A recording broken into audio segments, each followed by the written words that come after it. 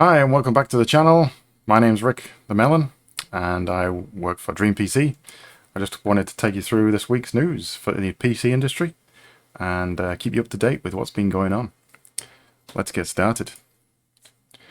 First up, Gartner predicts a 9.5% in PC industry decline for 2022.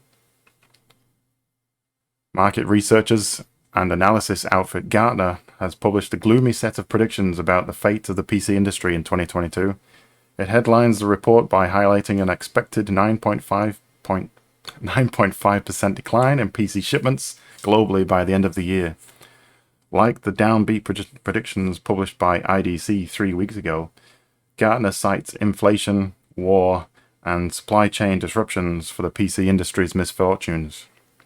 Europe, the Middle East, and Africa region, EMEA, will see a record dip in consumer PC demand through 2022.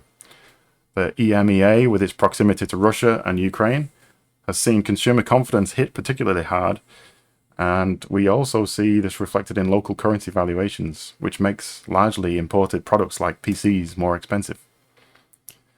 Smartphones seem to have fared a little better, with a projected worldwide shipment decline of around the 7% mark. Smartphones would have done even better, though, if it were not for China COVID lockdowns strangling demand for refreshed 5G devices in the country, reckons Gartner. And the main sort of stat that I looked at here was in 2021 the shipments was 342,000 shipments worldwide.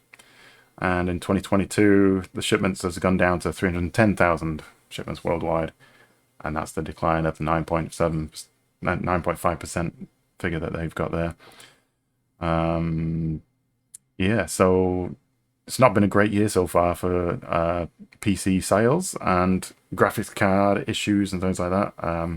We are recovering though. We seem to be getting back on track. Prices of graphics cards coming down. Renewed interest in the market for things like the end of the tax year, and there's also new graphics cards and new CPUs on the horizon, so people are sort of maybe holding out a little bit for those. But when they do arrive, that should stimulate the market some more. So what about next year? The Gartner report is overall somewhat more gloomy than the IDC's analysis from earlier in the month. What we found particularly positive from the IDC was its prediction that 2023 will see a return to the PC industry growth. It went on to explain that the certain new technologies become more mainstream and affordable would drive upgrades. Specific upgrade drivers mentioned included higher resolution monitors with faster refresh rates and wider gamut technologies like micro LEDs, QDs, and OLED. I'm not really detecting much renewed interest in monitors particularly. A lot of people are releasing monitors, I guess, but from everyone that I speak to, doesn't really seek to get those high-end, very expensive 240 plus refresh rate monitors just yet. The people that I speak to are more interested in graphics cards and CPUs that are coming out on the horizon, like Ryzen 7000 and the Intel Raptor Lake 13th gen and things like that, and nvidia's 4000 series cards, of course, as well. So we'll just see. We'll see what's going to happen. Next up, used GPU prices will fall by up to 50% in recent months as mining stops. According to a report by Bloomberg this morning, the cryptocurrency mining industry is dying at a rapid pace, with many of the world's major cryptocurrencies such as Bitcoin and Ethereum crashing. Mining is no longer a sustainable form of income for many people. As a result, miners are selling off their best GPUs in droves, causing GPU prices on the second-hand market to plummet as much as 50% in recent months. This is great news for PC gamers, and means the used GPU market is now a viable option for buying graphics cards on a budget. Before the crypto crash, used GPU prices were so expensive that buying a brand new card was often a better decision. One estimate cited Bloomberg suggests that more than a third of the consumer graphics card market could vanish with the loss of the crypto mining user base, with an estimated 35% of consumer GPUs being bought up by miners before the run-up. For some perspective, used GPUs are selling for 50% less value right now compared to just a few months ago, and with the loss of a third of the GPU market, we can expect prices to drop even further. Thankfully, the crypto mining market is not expected to rebound anytime soon. Ethereum is planning on shifting to a new proof-of-stake method, which will nullify GPU mining entirely on the cryptocurrency, even though it has been delayed multiple times. And with the combination of the cryptocurrency crash, now is the worst time in the history of crypto to enter the GPU mining game. Yes, don't do it. Do not do that yet. Or ever. I don't know. There's other coins on the market, though, so you might find there's profit still in other coins in the market. I think Ergo, maybe, something like that. Anyway, the market is going to be absolutely flooded with mining GPUs from both AMD and nvidia, spanning multiple generations, which could pose a problem for gamers. Despite prices decreasing, used GPU mining GPUs are a risky gamble if you don't know what to look for. In most circumstances, these GPUs have been mining for years without a break, which can put up some serious wear and tear on the GPU's memory and power delivery systems. Yep, that's a bit of a risky game, but yeah, it's hard to tell as well from the surface of it. You know, when you buy a card off somebody, you don't know if what they've been doing with it, do you? So it's tricky. Next up, Quest 2 has sold almost 15 million units. And it's kind of no surprise. It's a bit more of affordable. It's mobile. That is, it's a standalone, should I say. It's mobile as in it's got its own app store and things like that. So you can play games directly on it without the need of a PC, which is good. But yes, it's not for me, not for everyone. Geronimo recently revealed via Twitter that Oculus Quest 2 is the most successful VR headset to date, with nearly 15 million units sold since its announcement at Facebook Connect 7 in September 2020. The Quest 2 has contributed to a massive growth in VR sales and consumer adoption.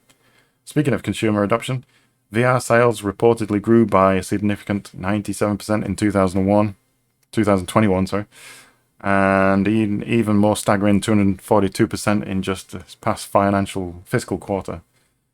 In terms of software, the VR market has seen a steady growth and evolution, with the medium beginning to feel as though it is finally receiving full feature-length games instead of simpler VR experiences. Of course, it is likely that part of its growth is due to Facebook's incessant pushing of the metaverse. But regardless, seeing this sector of the market growing in any capacity is likewise good for the video games industry. One thing we've seen in our Discord is that, and sort of general asking around people, is that Quest 2 is good for those that don't have the hardware to connect it to. It's good as a standalone unit. But there's quite a few people that are sort of nervous or hesitant to buy into it because the controls need to be better, and separated app stores, meaning that you know if you got your Steam library on a PC, then you would need to buy the games again or buy the VR games or whatever on their own store. So it's a bit, yeah. But it's good, generally speaking, that VR is getting adopted. That's the main key point here, is VR is becoming adopted by more people. That will create a hunger for more and will make progress in the technology. Next up, Intel Core i9-13900K, the 13th gen Raptor Lake flagship CPU, specs, price, performance, and availability. Everything we know so far. So, the Intel Core i9-13900K is due in the second half of 2022. Expected to be around about $600 US. And it will be the flagship CPU of the 13th gen Raptor Lake desktop CPU family that will feature support on the LGA 1700/1800 socket platform. Just like its predecessor, Alder Lake, the Raptor Lake chip will adopt a similar hybrid architecture design composed of P cores and E cores, performance and economy cores, efficiency cores, sorry, but with more cores, higher clocks, and a larger cache for faster performance. And up to 24 cores and 32 threads. I'm not going to read the whole thing, just the key points. So looking at the AMD's Raphael versus Intel Raptor Lake, these are both around the corner sort of thing on the horizon. A couple of things that I noticed was Intel beats AMD on the core count and thread count. But AMD demolishes Intel on the L3 cache side of things, the V cache that's coming. Both equal in terms of turbo max clocks, which is healthy. And AMD is going to be more efficient in terms of power usage in some of the higher end stuff anyway. But quite high up on the lower end stuff. I mean, I don't know whether this is at the very bottom like the i3, but 125 watt is more efficient than 170 watt on the AMD side. But the AMD seems a bit more of a flatter curve because it's a little bit less power at the top end than the Intel's 240 watt on the top end there. So a bit of an interesting massive spread between the two wattages there. So that's pretty strange. And there's a whole bunch of slides and things about what exactly they're going to be with the gigahertz. There's even talk about it becoming potentially having a KS version, which could clock up to 6 gigahertz. So that's pretty good. And there's a table there about all of the Raptor Cove, the 13900 lineup versus the 12900 lineup. So the differences between the two there, which can be quite good to see. Some performance graphs, notably the performance graph of the 13900K versus my CPU, the Ryzen 9 5950X. And that is quite an impressive gap that it's generated there. I'm pretty impressed with that on the multi-thread and a little bit on the single thread as well. But then compared to mine as well, the 5950X is a big jump there too. So that's pretty impressive they got that out of there.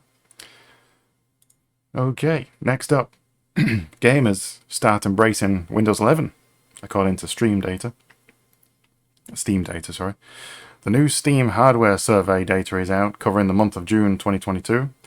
This month, probably the most notable change is that Windows 11 has made its first foray in above 20% market share, up 1.64% to 21.23% in June. Windows 10 still looks unassailable at 71.26%.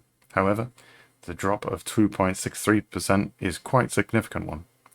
Windows 11 launched in October last year, so it has only been available to the mainstream users for 9 months. As with any new operating system, there will be some unwelcome issues with a fledgling release. Finally, things are looking up for Windows 11, with recent updates and patches smoothing out rough edges and added finesse. Moreover, Windows 11's first big update is on the horizon with many optimizations and features. Windows 11 22H2 is due this, in America, fall, and our spring here in Australia. And so there's the split there. We've got Linux down there. Everything's kind of growing except for Windows 10. And Windows as a whole is dropping slightly. OS X being the closest alternative to anything else. There's Windows 10 32-bit there. Who does that? Okay, so and then we've got Steam hardware and software survey June 2022 with all the cards. The GTX 1060 is still up there at the top. And 1650 is second now. That's good to see the newer gen coming through. The first desktop 30 series is the 3060 down there. That's that 1, 2, 3, 4, 5, 6, 7, 8 in 8th position. Good if they had numbers. And the 3070 is further down above the 3060 Ti. And then Radeon graphics down at the very bottom.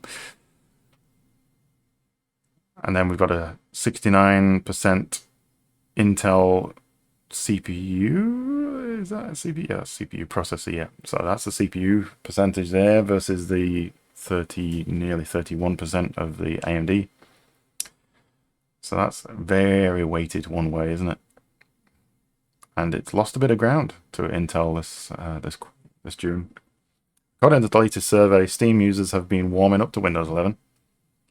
Whether most of these are willing upgrades by Windows 10 or older, users or machines with Windows 11 pre-installed, we don't know. Bit of both, I expect.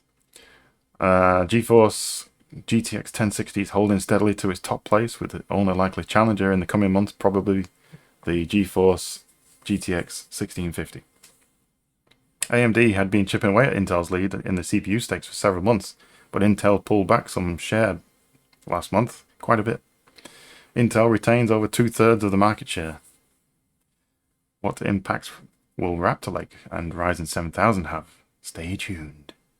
That's from Tom's Hardware. Next up, Ubisoft is shutting down servers for more than a dozen games. Sad times. And wait till you see the list. I feel it's a little bit sort of alarming myself. We'll get to that. Many of Ubisoft games have some form of online connectivity, be it a full-on multiplayer game or simply a single-player title with online leaderboards, or I reckon it's more than just online leaderboards. I think it's sneaky check-ins. But anyway, 15 games will be going offline in September. Closing the online services, Ubisoft said on its blog, closing the online services for some older games allows us to focus our resources on delivering great experiences for players who are playing newer or more popular titles. To help us achieve this, a number of older titles will be added to our list of decommissioning online services on 1st of September 2022. And I get it. I get it. If games aren't being played, then yeah, sure, pull the plug on them. But the alarming thing for me is the amount of single-player games here. And that's my big question, is those games that are both single-player and multiplayer, please, please, please allow them to still work offline as a single-player game. If they are permanently gone offline and you can't play them anymore, even the single-player stuff, the content in the game, then that's a big red flag. On the list is Anno 2070, Assassin's Creed 2, a definite single-player game, Assassin's Creed 3, Brotherhood, Liberation HD and Revelations, Driver San Francisco. Hopefully they keep the single-player in these. Far Cry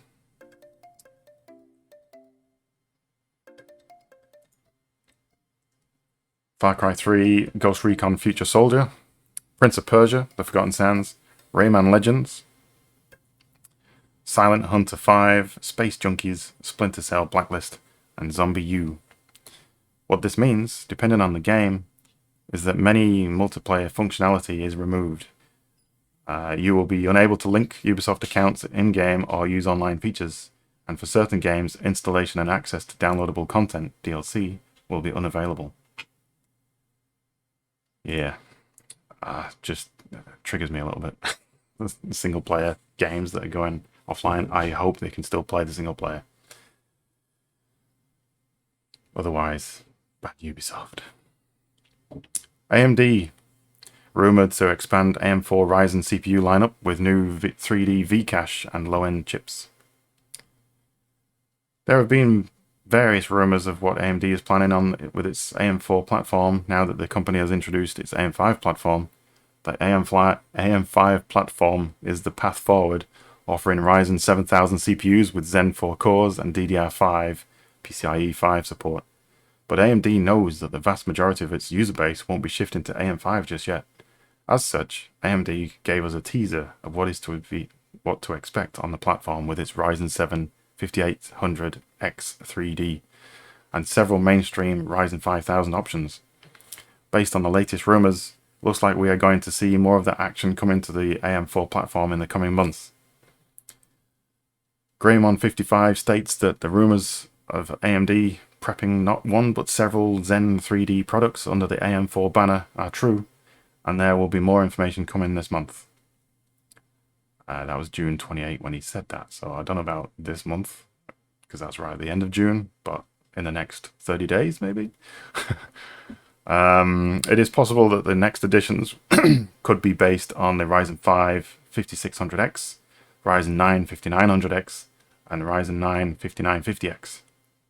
We can't say exactly which SKU will be getting the 3D V-cache treatment, but 5600X 3D will be a single CCD V-cache chip.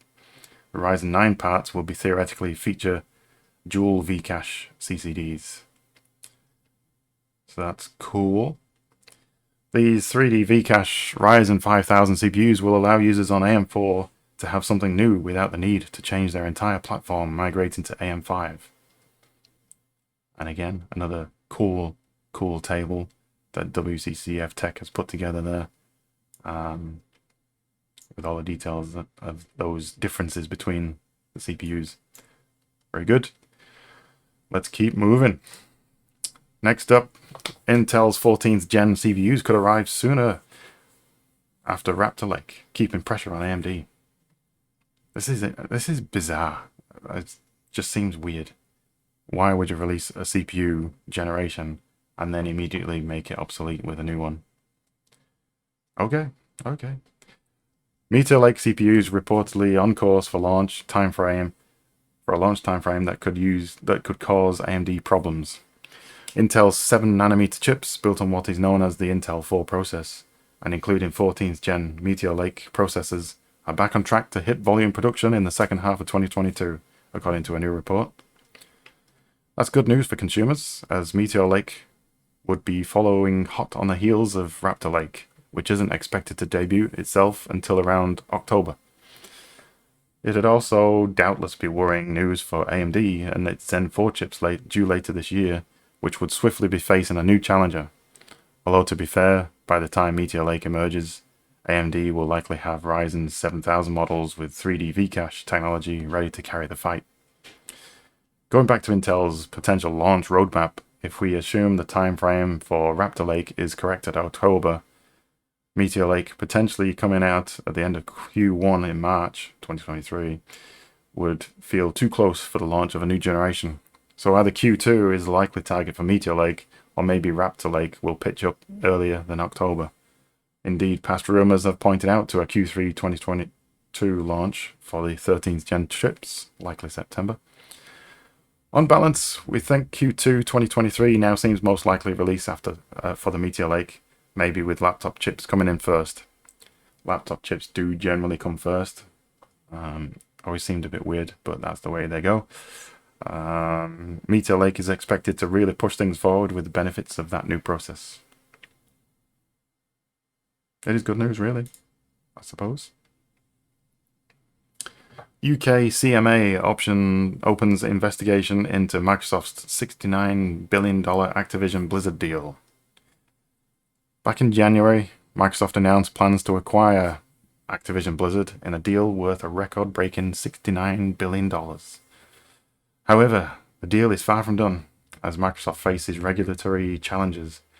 This week, another hurdle was placed in the way, as the UK's Competition and Markets Authority, CMA, announced plans to probe the deal. The UK CMA announced today that it was opened a preliminary investigation into the acquisition deal. The investigation will consider whether the deal could harm competition and lead to worse outcomes for consumers, for example, through higher prices, lower quality, or reduced choice, as reported by CNBC. The CMA has until the 1st of September to make a decision on whether to move to the next phase, which would include a more in-depth investigation to find out whether blocking the deal should be recommended. During this preliminary investigation phase, the CMA will be seeking outside opinion on the deal and what impact it may have on the games industry. The invitation to comment closes on the 20th of July. That's by Kit Guru reporting on that one. Yeah. I'm two minds on that one. Is it going to be good for the consumer, the gamer? Is it going to be bad for the gamer? I don't know. I actually don't know. They just need to clean up Blizzard a bit because it's been in the firing line for a few things lately. Let's keep moving. Next up and final story of the day is Reddit user tabulated the top most discussed graphics cards on the platform. nvidia GeForce RTX 3070 is at the top of the list. So this is like how many people have asked about it, how many mentions and things like that. The consumer sort of sentiment, I guess, if that's what it is. Yeah. Reddit user Mad Reddit Scientist collected the number of instances a user mentioned a graphics card over the last year on the subreddit /BuilderPC. The list is very NVIDIA heavy, as most graphics cards from the company were at the top of the most wanted or wished lists throughout the internet. The user utilized the platform Luria to create the list, which covers 350 days and uses a technology called Named Entity Recognition, NER, to detect product mentions in Reddit posts and comments. Our machine learning model is trained with thousands of labeled product mentions. So here's the list here. 3070 clear at the top, followed by 3060 Ti. AMD takes a third spot with a 5700 XT, which is old generation now, I guess. And the 2070 Super, strangely, still in there at number 4. RX 580, that's quite an old card, but I do recognize that that was a pretty significant card in its day, both for mining and gaming.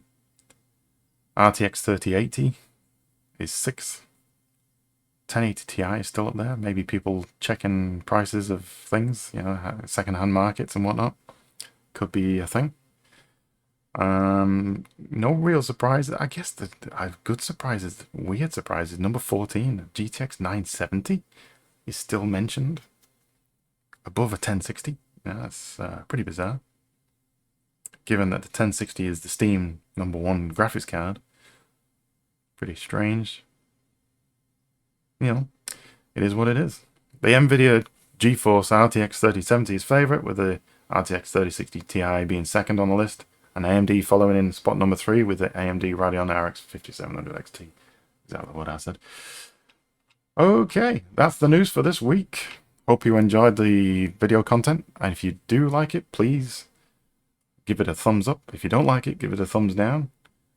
We welcome all good feedback and bad feedback. Just keep it, if you do comment, please keep it respectful in the comments and constructive. Until next week, have a great weekend and see you next time. Bye bye.